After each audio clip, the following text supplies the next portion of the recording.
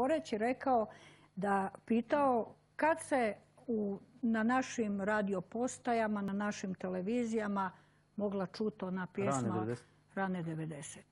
Pa evo, kod nas je bio, kad smo bili na OTV-u, gospodin Ivica Pepelko, koji je autor, izvođač te pjesme i kojeg svi pozdravljamo. A evo, vi ste sa sobom doveli i dečke, vaš bend. Kako se zove bend? Najbolje da se oni sami predstave. Samo za početak dolaze iz porušene Petrinje, šireg područja grada Petrinje. Hrvatski su svi branitelji i najbolje da oni sami. Da. Da li pjesmom ili... Pa najbolje je prvo za početak pjesmom.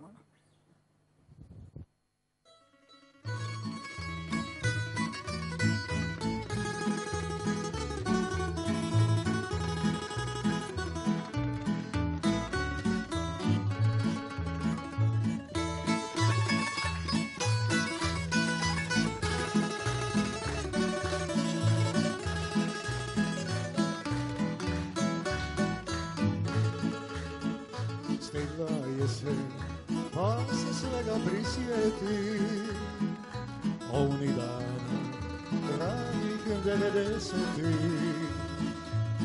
Moj mladosti, moja mila, zašto si me ostavila kao cvijet na ramenu, kao strnu ranjenu?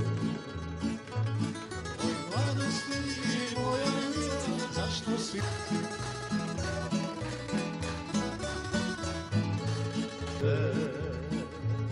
Kad ne bude više mene, sačuvaj bar uspomene na sve one nesretne rane